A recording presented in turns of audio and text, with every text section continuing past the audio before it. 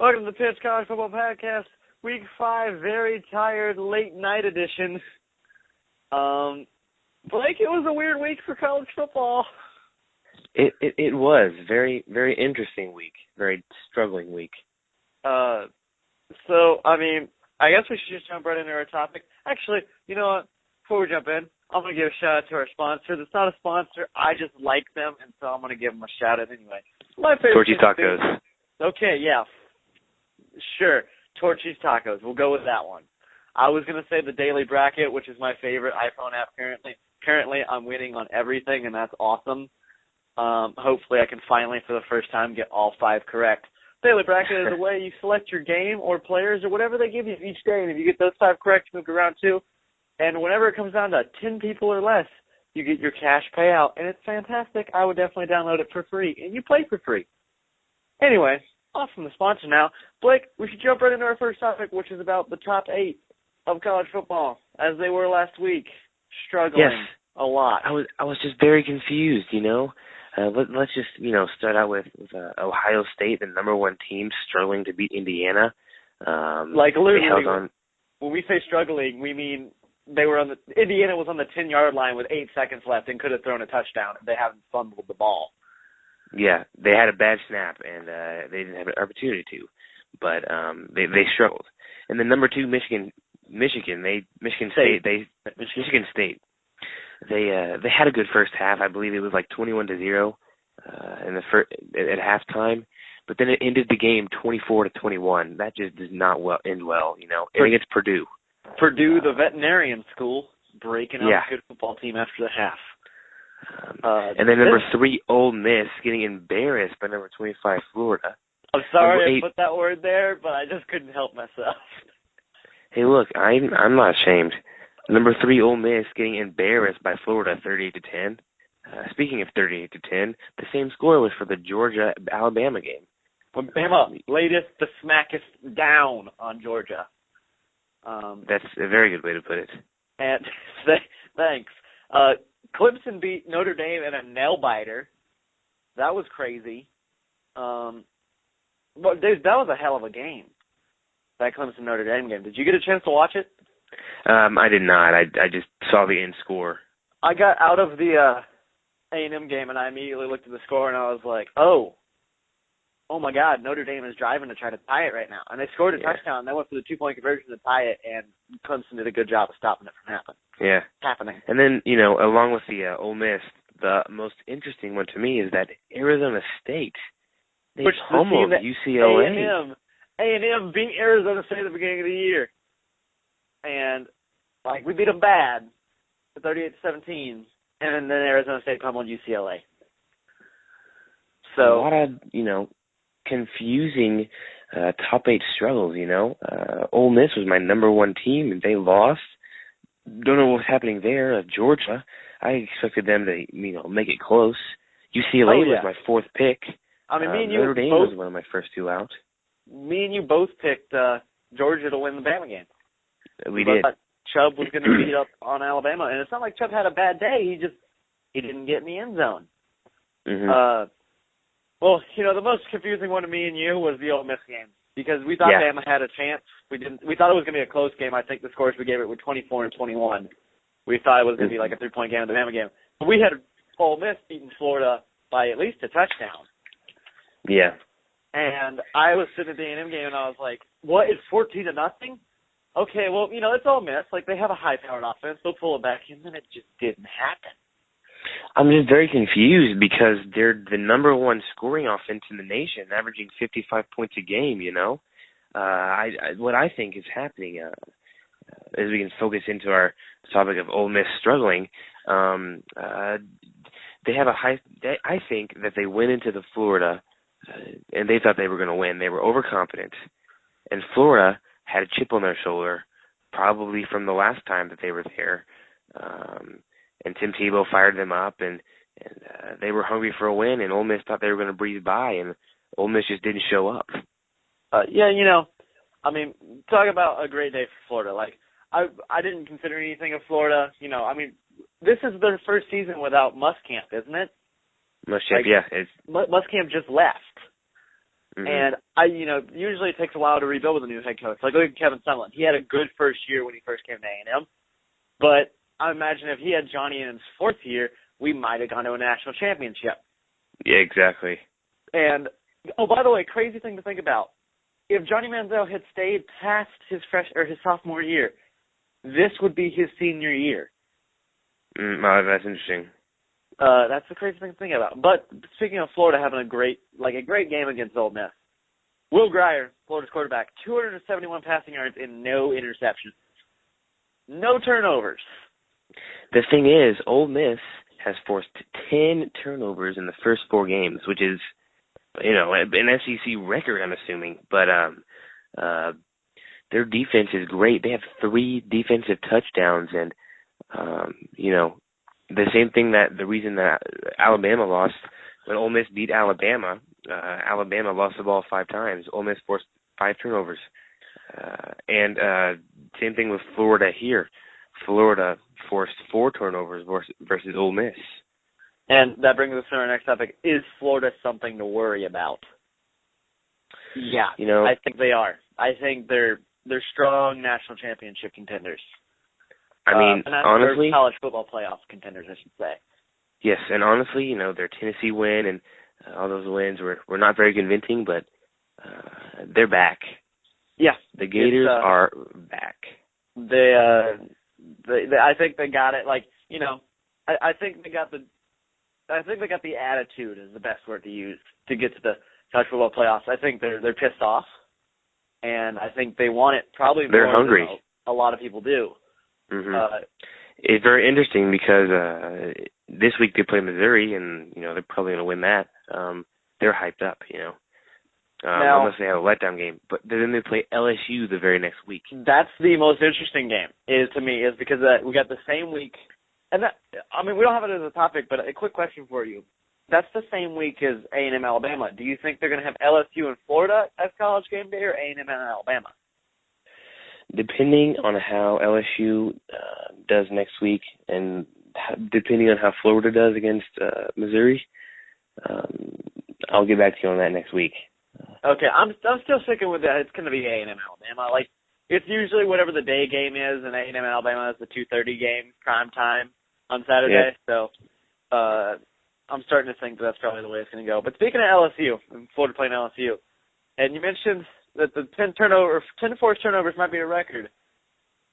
Leonard Fournette, if he couldn't get any better after breaking LSU's 2 straight games of 200-plus yards, now he's broken the SEC record and has 3 straight games with 200-plus yards. Yeah, that was an amazing statistic that I ran across. 99 carries, 864 yards. That's crazy. And, it's ridiculous in every way. He's a boss, He carries the team. He carries the LSU. You looked at their game. They didn't play a great game this weekend. Yes, they won by a lot, but they kind of zoned out of it after the half. They let Eastern Michigan put 22 points up. Eastern Michigan was only down by 8. Mm-hmm. But then they jumped ahead 44-22 on the back of Leonard Fournette. And me and you have been posing the question since the beginning of this podcast. Is he going to be able to go to Bama and not get injured, then go to Arkansas the week after and not get injured, then go to Ole Miss and not get injured, and then go on to A&M? You're looking at big defensive line, big defensive line, big defensive line, and big defensive line on all 4 of those games. And I honestly don't see them winning all 4 games. I don't see them winning, and I don't. If he makes it through all those defensive lines, go ahead, LSU, go win the national championship. That's ridiculous. Yeah. Now, most interesting question out of this past weekend is who wins the SEC now? Who's going to be in the SEC championship game? Well, let's break it down to the SEC East and the SEC West. Let's start out with the SEC East. The 2 top runners for the SEC East right now are Florida and Georgia. Florida sitting at 5-0 and Georgia sitting at 4-1. Yes. Now, with their records right now, Florida is ahead, but they have to keep it up because they play Missouri, LSU, Georgia, Vanderbilt, South Carolina. Those are 5 SEC games in a row, and those SEC games are tough. And I'm looking at Georgia's schedule. You have to cut this out. I would say the thing with Florida, right, is I would say they have tougher games. Besides when Georgia played Alabama, but we expected Georgia to beat Alabama, and that didn't happen. I would say Florida playing LSU, I didn't get to watch most of the Ole Miss game. How does Florida's defense look? It was very outstanding, forcing those 4 turnovers. And I think one of the main reasons was that Ole Miss's offensive linemen had 2 or 3 starters out and 3 freshmen on the left side, but they looked pretty good.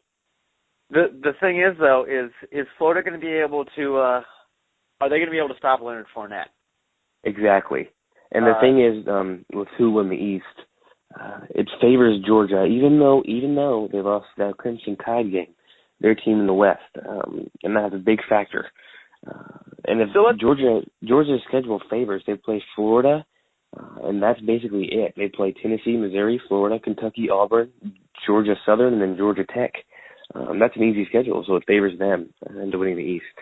So really, if let's say Florida gets beat by LSU, we're looking at a situation of the winner of the Georgia-Florida game. Florida is going to go to the SEC championship game. Now the SEC East or West, my bad. It gets a little bit more complicated because there's still 4 teams that could go. Texas A&M being the number 1 team in the SEC West currently, and yes, if you're an LSU fan, you're going to say, well, we're undefeated too. A&M has played 5 games though, and LSU's only played 4. Yeah, that would be a major factor in the end. And in the standings in order right now, Texas A&M is number 1 in the West because they have 1 more win. LSU is the second one. Here's the interesting thing: Ole Miss is third because they have that head-to-head win over Alabama, and their 1 loss came from a team on the East side. So in the factor of going to the SEC championship, they have not been moved at all. If they win out, they still win. And that's the thing is, a lot of people said, especially like if you have Bleacher Report like me and Blake do, and you spend most of your day on Bleacher Report like we do, everyone was saying, well, Ole Miss's chance of going to the college football playoffs is shot now. They're shot because they're not going to be able to go to the SEC championship game, and that's the game you have to win to get there. Thing is their chances of going to the SEC championship game are not shot because Florida is an SEC team. They're not in our division technically, which means it comes down still to the A&M Ole Miss game. It comes down still to the A&M LSU game. It comes down to the Ole Miss LSU game. Now, one person we're not mentioning is Bama. That damn the thing is, Tide has a way to get to that championship game no matter what. Yeah, and that's the thing, like last year, the thing is, they need to beat LSU and A&M. I just don't think they can do that. They need to beat LSU and A&M both, and they need Ole Miss to lose another game to one of those teams. And those are odds that are not in their favor. If A&M wins the rest of their games, and maybe if they just lose 1, depending on what game that is, they can still get in. Same with LSU. If they win the rest of the games and they only lose 1, depending on who that is, they still win. The thing with Ole Miss is they don't have a safety net anymore. They have to win out. And, A&M has their safety net, like you said. We have the safety net of as long as we don't lose an SEC West game, we're good.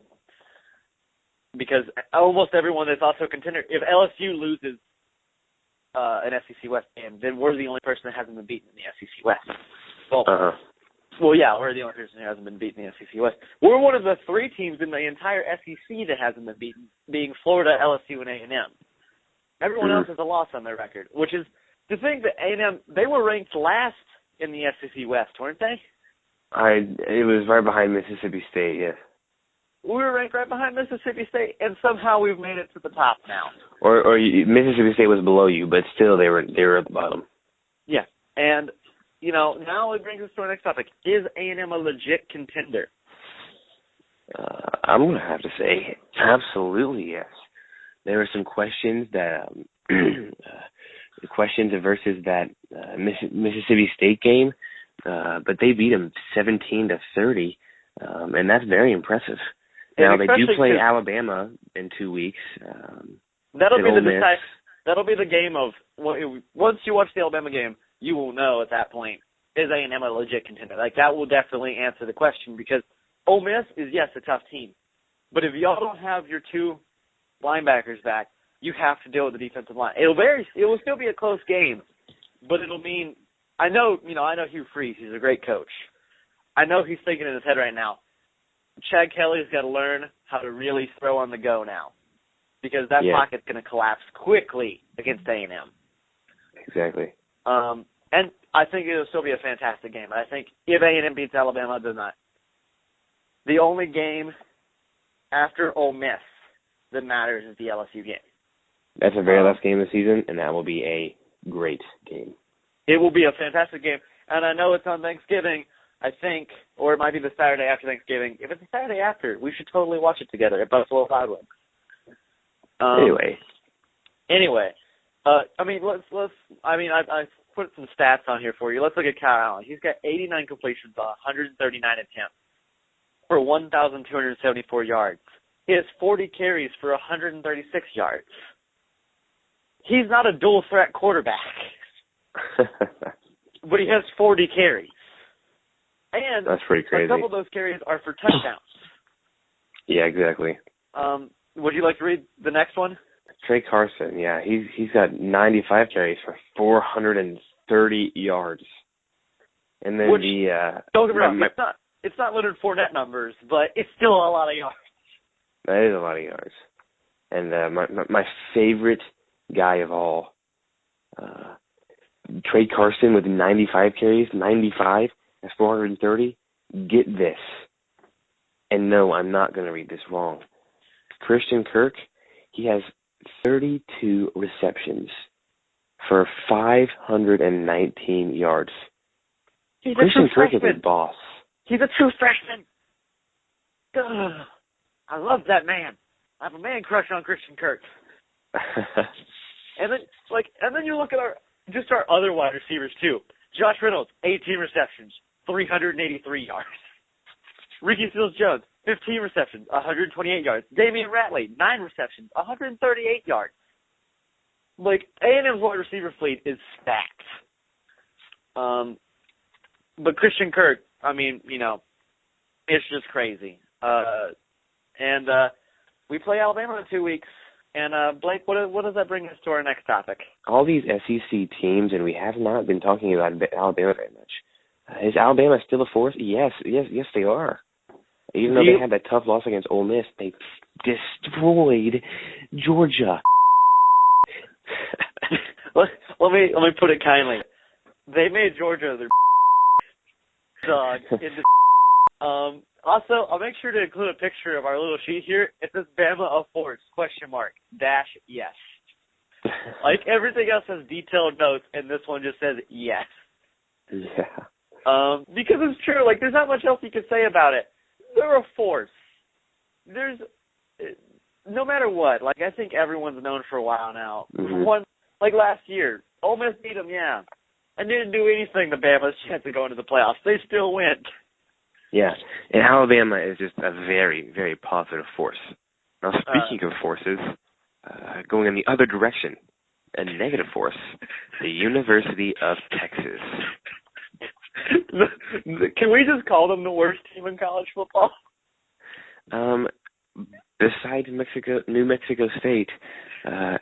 They're 1-4. And 2 of those losses came from their special teams unit messing up on a point-after attempt and a punt. Yeah, the thing is, it's not like they lost some of these games close. They lost this last game 70. It's 50-7. They lost this last game 50-7. Their first game they lost 38-3. Then it's California, guys. They lost to them by an extra point missed. Then they go to Oklahoma State and lose 27-30. And then, maybe, some little bitty schmoes in the town of Kansas, talking about maybe Texas can put up a fight against TCU. 50-7. Nope. Yeah, I remember texting you. I was on my way over to the A&M game. I just texted you, look at the score and look at the time. It was 30-0 at the end of the first quarter. Yes. It was so bad. And, you feel bad for them because, look, their players were fighting on Twitter today. Oh, really? For no reason. Literally, they were like, you're the reason we're going 1-4. No, you're the reason we're going 1-4. Oh, man. And then one player was like, guys, we're on a team. We don't have to fight. Can I make a very bold prediction right now? Texas is going to win the national championship. Even better. They're going to lose every single other game the rest of the season. Please let that come true. I'm serious. They're going to go 1-11. So, yeah, they're losing to Oklahoma this week, and that's happening. And they go to Kansas State, then Iowa State, then Kansas, then West Virginia, Texas Tech, and then Baylor. Those are not bad teams. No, the Big 12 has never been a bad division. Well, it's been a bad division before, but it hasn't been in a while. So, no. Except Texas. They suck. It sucks so much. Okay, well, Blake, you watched the A&M Mississippi State game, or at least some of it, correct? Yes. Did you see the Ricky Seals-Jones targeting call? It was not targeting at all. I heard about that. Let me look that up right now. He hit him shoulder pad to shoulder pad. I'll cut it in the clip right here. Hit him shoulder pad to shoulder pad, and their helmets clashed afterwards. A lot of people said it's not targeting. Aggies, we don't boo. The whole stadium was booing. We hit, yeah, but that whole stadium was booing. It was that bad of a call. Even Brent Musburger on commentary was like, "That's not targeting." Yeah. And that kind of brings us to our next topic about injuries around the nation. If you want to look at the Ricky Seals-Jones targeting call, I'll play the clip here. Injuries around the nation. There's a lot of players just out for the season. I feel like this season I've seen the most players get injured midway through the season or during this early, Yeah, it's not like we're in game 11 and 12. We just passed week 5. Yeah. And, Robert Foster, Alabama's wide receiver, he's out for the season. Arkansas, here's the thing. Arkansas has 4 players out for season. Mm-hmm. Cornelius, Hollister, Johnson, and Williams are all out for season. Yeah. Speaking of the Michigan teams, they got what the hell?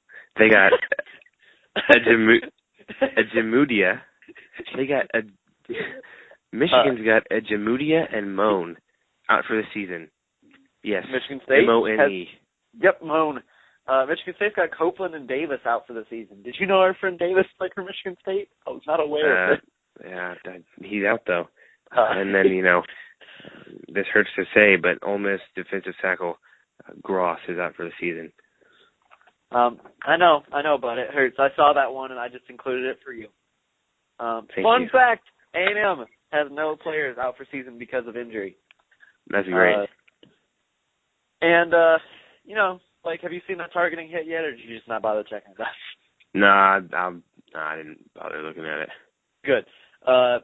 Trust me, it'll just infuriate you. So, the first week we did this, we had a fun topic to end it. We had coolest coach in college football, and you made it fun. About Hugh Freeze. He's the coolest. That would be Cliff Kingsbury. So now, Blake, I hope you actually prepared for this one, because it's the most important topic we might have ever done. What's the best / coolest looking uniforms in college football? Navy. Have you seen their uniforms?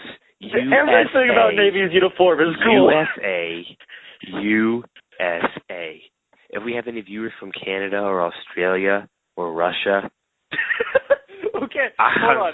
We're going to stop real quick. And we're going to look at your country analysis. Canada, close, makes sense. Then we go to Australia for no reason, except the fact they have a cooler name for football than we do. You know what they call American football over there, don't you? What is that? Gridiron. That's a way cooler name. And to Russia. And anyone out there that's not in America, and all you illegal immigrants out there, you. USA, USA, USA, USA, USA, USA, USA, USA, USA, USA. Speaking of USA, red, white, and blue, how about the Old Miss powdered blue, red uni, white pants uniforms? They're bringing them back, and I love it. Those were dope as hell. Like, I loved them. My another one of my favorite ones, I think we can both agree, those Arizona State gray unis with a white helmet with a pitchfork on them are dope. They were pretty good. They're pretty good looking. TCU just has eccentric. Same with like Oregon. It's just like, what are our team colors? Just screw it. We're gonna wear pink because we can do what we want at these schools. Yeah. And then my favorite one, I think maybe you both discussed, their very cool uniforms. Texas A&M, their black ice and icy white uniforms. They're both really cool. I like those. So any uniforms you want to add before we go back to you chanting USA? Does this answer your question? USA, USA, USA, USA, USA, USA, USA. Suck it, Canada. Okay. Suck it, Australia. Suck it, Russia. I'm sorry to anybody that's from Canada, Australia, or Russia that's listening to this podcast. I know there's none of you because we're not that popular, but I'm sorry if somehow someone finds this later. Viewer discretion advised. I actually hate you. Just kidding. You are very great countries, except for you, Russia.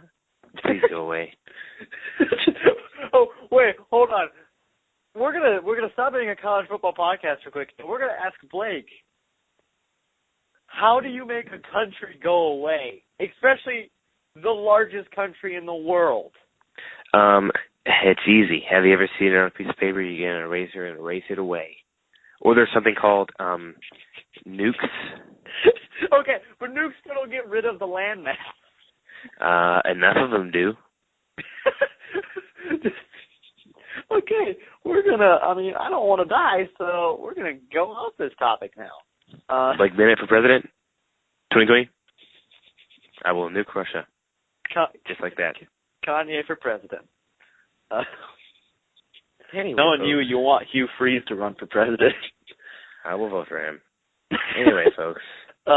Okay, now we're on to our weekly topics. Everyone's favorite topic. By the way, for the whole best uniforms, we're bringing back the fun topics for the 10th topic where we just come up with a bunch of random things. So, it's time for the weekly topics, Blake. And this is usually our favorite part because we get to see how wrong we were the last week. Exactly. Let's talk about the best offensive and defensive players of the week. I got my two written down. Yeah, same here. For the. Are we gonna get another Michigan State? Now let me tell you why. Cut that shit out moment again. Like, see, I'm just gonna dub you over. No. I'm gonna see for a second. Like you telling Russia to suck it. It's USA. Anyway, my best offensive player of the week is Ohio State running back Ezekiel Elliott with 23 carries and 274 yards. Wow, yeah. Even though they sucked against Indiana, this dude did great. I honestly have been looking through that. I'm going to have to agree with you on that one. That's the one thing that we have similar. He did have a great game. So good job, Ezekiel Elliott. You had a fantastic game against Indiana.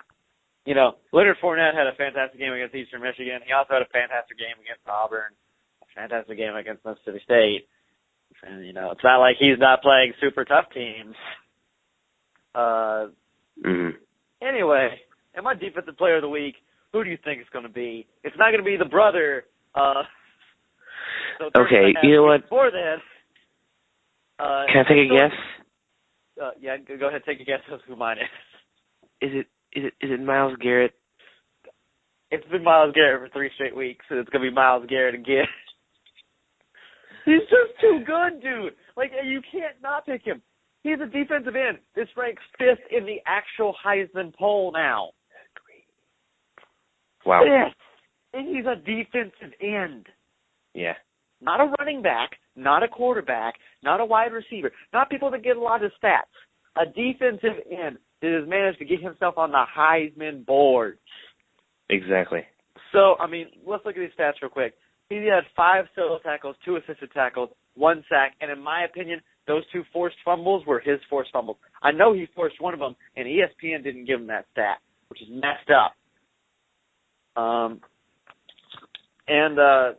Who's your defensive player of the week? I'm going to have to go with Vernon Hargreaves, the third, a Florida cornerback who had a major role in defeating Ole Miss. He's one of the best defensive players in college football all around, but he just had a great game against Ole Miss to help that upset win.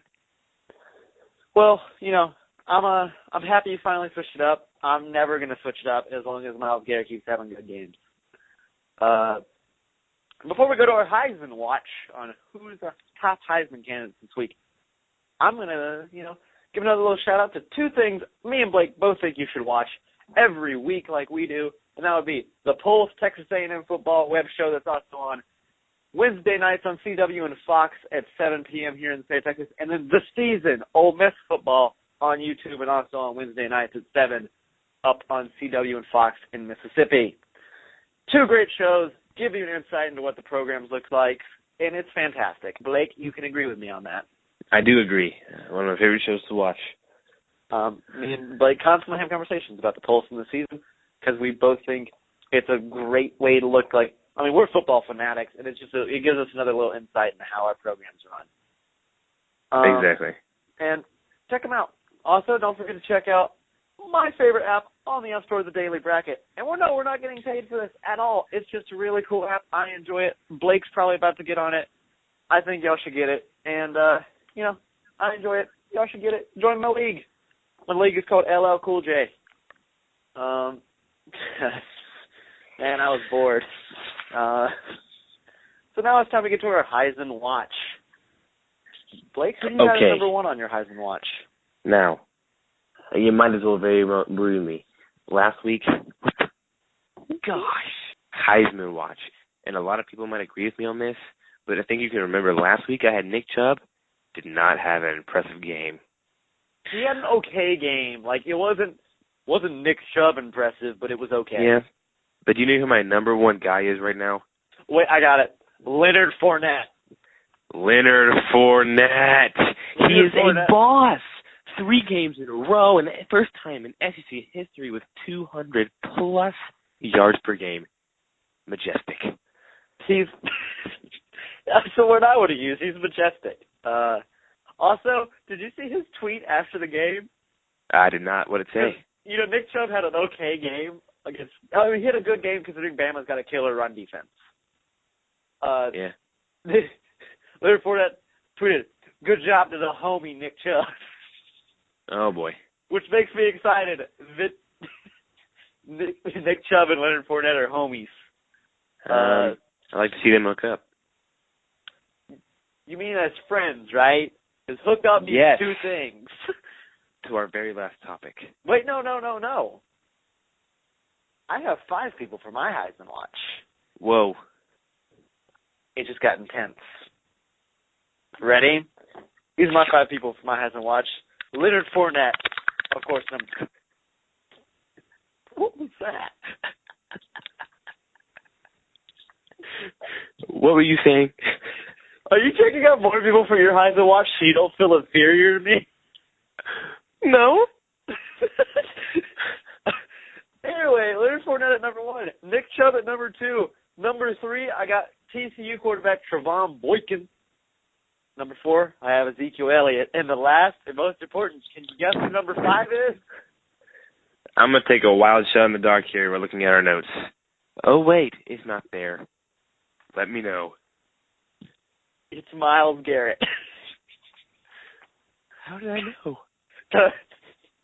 Myles Garrett's going to win the psych. It's A&M's punter, Drew Kaiser. He's consistently putting it on the 1-yard line. Wait, you know what? Oh, my gosh.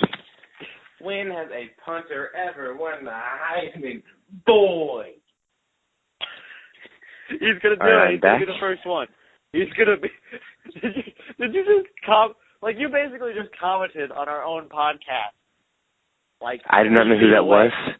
I excuse that man's inappropriate behavior. I'm sorry. What is this podcast? He has been dismissed from the program and will not be seen anymore. Okay, well, on to the most important topic, Blake. What is our most important topic every week? Playoff predictions. Which So gets shaken wrong up again. Every week we're like, Ole Miss is number 1. No, that's wrong. Man, this is not going well, is it?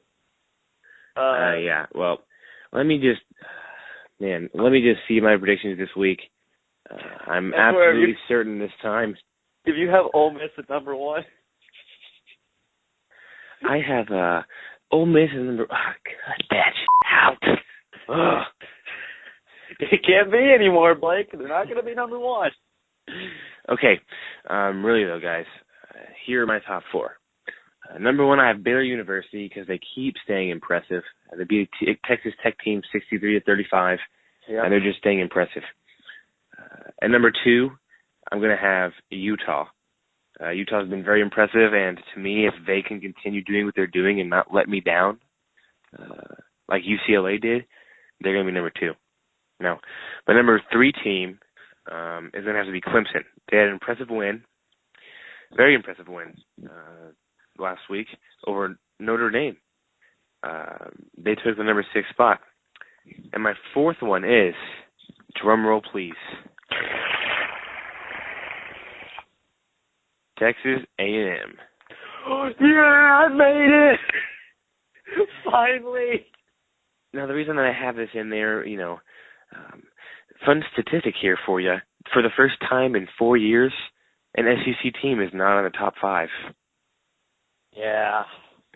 But then 7, 8, 9. 7, 8, and 9 are they're SEC. And A&M has the A&M. Yeah, and I think A&M has the edge on them right now. I mean, my first 2 teams out are Michigan State and TCU. Nice. Well, then you have a lot of things similar on our playoff projections. I have Baylor at number 1 also because I agree they look really impressive. I also have Utah at number 2 because, they're in the Pac-12. I don't think anyone can beat them in the Pac-12. UCLA just fell. USC has fallen to Stanford. And Utah, I think, is the only undefeated team in the Pac-12. Number 3, I have Texas A&M because I'm a greedy fan who's currently wearing very long socks that have A&M logos stamped on the front of them. Number 4. I got a fun fact for you guys. I got a tattoo that says Howdy Toddy. Howdy Toddy, like the clothing brand me and you are going to start featuring A&M and Ole Miss logos and such that are not copyrighted. Feel free to donate to the link below. Minimum donations of $150 are accepted. You said donations up to $150. That's cute. Donations up to $150,000 are allowed. No. I said minimum donations of $150 are accepted. Minimum donations of $150,000 are accepted. But number 4, in all seriousness, I have. Okay, can I get a drum roll, please? Drum.